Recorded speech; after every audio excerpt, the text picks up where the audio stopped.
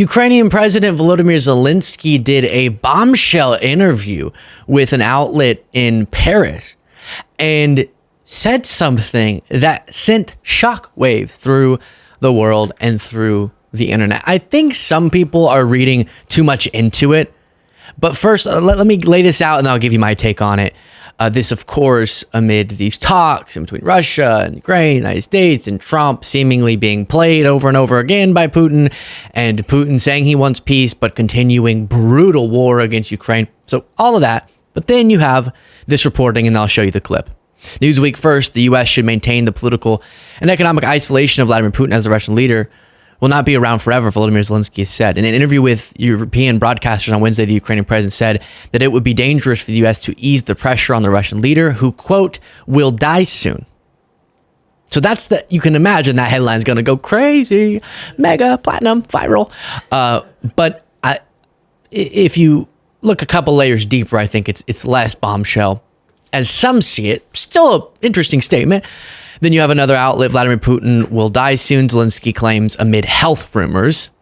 Ukrainian President Volodymyr Zelensky stated in an interview that Russian President Vladimir Putin will die soon, believing it will end the war. And this is being, I think, fairly connected to the wild speculation about Putin's health. New York Post, Zelensky predicts Putin will die soon amid speculation over Russian leaders' ailing health. Ukrainian President Volodymyr Zelensky predicted this amid swirling speculation about the Russian leader's ailing health, as he warned the U.S. against helping Moscow escape from political and economic isolation. The Ukrainian leader's blunt assessment follows years-long rumors about the Russian strongman's health woes, including reported strokes, multiple bouts of cancer, and even Parkinson's.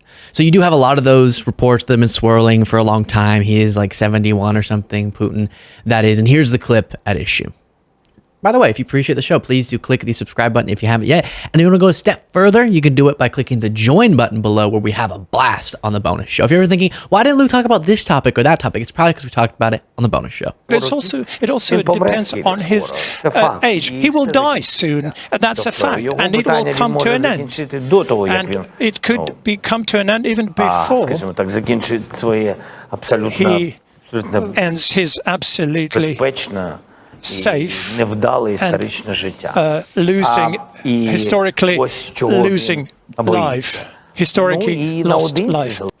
Yeah, so, by the way, I tried to listen to this interview, and Jaden heard it, and it was like they blasted both the original voice and the translated voice at the same volume, and so you could not, it was just, blah, blah, blah, you couldn't hear because they were both speaking over each other. It was very, very annoying. That one was easier to hear. But, so, I have more interview stuff that I want to talk about with Zelensky, but of course you're going to have people hear him say that and go, oh, what does he know? Inside scoop. Is he planning an assassination? That's not, if he were planning some sort of assassination, or if he knew the United States were, or if he knew that a European country, it wouldn't be something he'd say publicly. The reason he's saying that is because he's saying something a lot of people have expressed, which is that given Putin's age and the speculation around his health, maybe one of sort of a universal, a beyond us, out of our control way that ultimately this long-standing conflict, aside from the particular invasion going on right now, the long-standing aggression against Ukraine that's been waged by Putin's regime, that maybe the ultimate peace is just going to come of old age or some health problem, Putin passing away, right?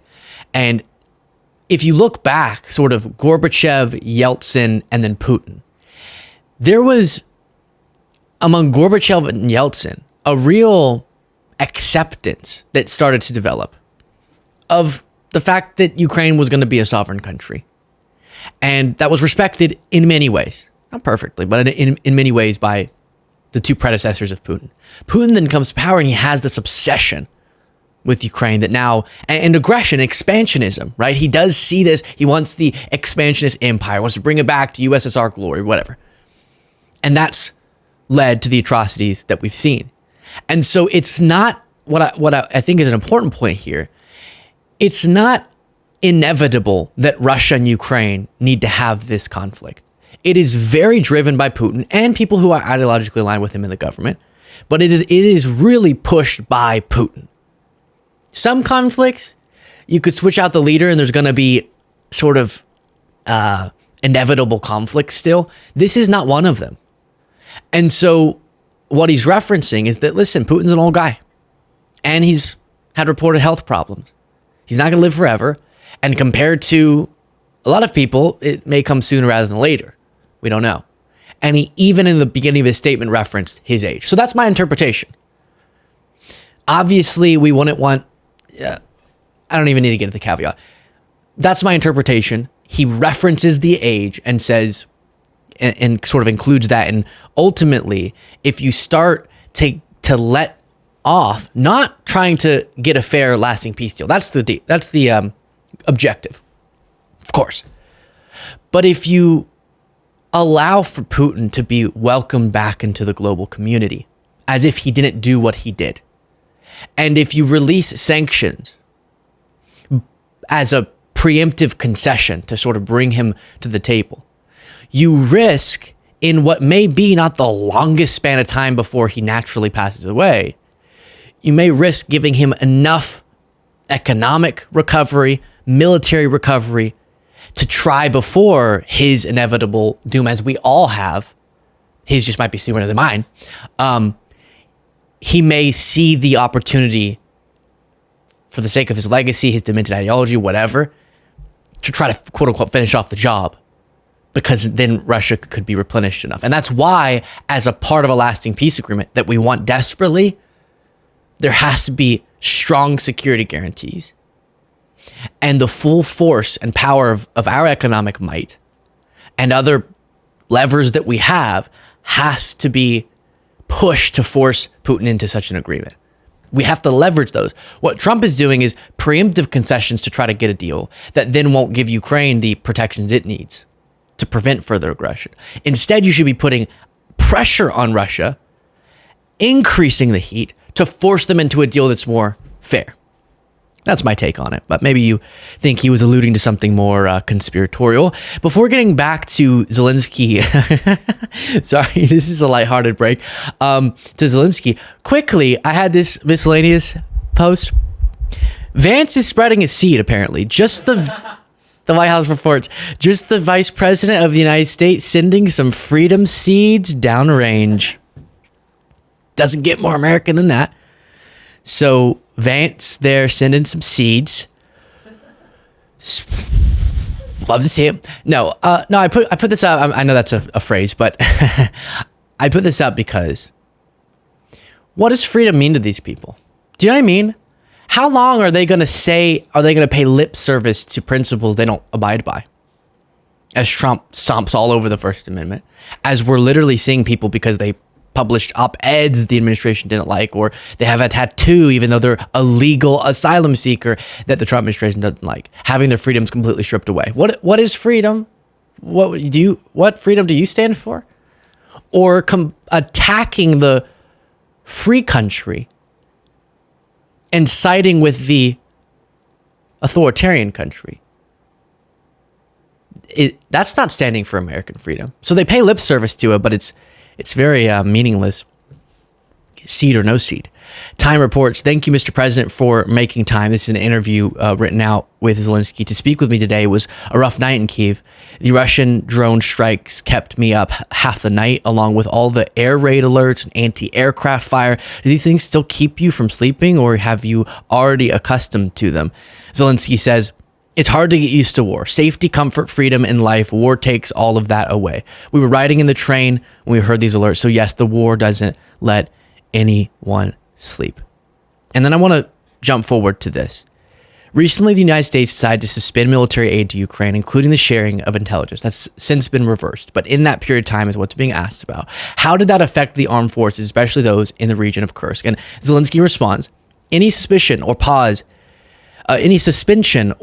in support certainly does not do anything good for us on the battlefield and for our defenses. Don't get me wrong. The state of morale always depends on whether your partners are standing beside you. But I want to say that the freeze influenced the operation in Kursk. Thank God the pause was not long enough to have a fundamental impact. And then this is key. The reporter asks, what do you think was the reason for the halt in U.S. support? And Zelensky responds, I think Russia managed to influence some members of the White House team through information. Yeah, that's it. Their signal to the Americans was that the Ukrainians do not want to end the war, and something should be done to force them. Of course, that was disinformation. It's not true. The Russians don't want to end the war, and we see that now, as we've always seen it. But the situation arose most likely due to a lack of dialogue between the U.S. and Ukraine. Second, I think the Americans want to demonstrate to the Russians that they are in the middle. They're not with us. In general, I don't think the American team was hiding the fact that they want to be mediators rather than standing with one of the sides. We told them, well, okay, if you're not on our side, then at least stay in the middle. And yeah, don't go all the way over to the Russian side. So if the Russians don't accept the full ceasefire that you propose, we want to see additional sanctions. Yeah, and it's a fair request. And I do think that's what we're seeing with the White House, which is, and I'm glad that Ukraine handled this the way that they did, because they said, all right, Russians telling you these pretty little lies that we're the impediment to peace, we agree with no conditions to the ceasefire. Go ask them now. And then Russia's asked, and they go, oh yeah, we really love it. But a few issues. We do want you to agree to completely unilaterally disarm Ukraine, and then we'll agree. But other than that, we love it. Clearly wanting their aggression to be enabled. I'll leave it there. Share your thoughts in the comments. Support the show, as I mentioned before. Get the members only bonus show by clicking that join button below.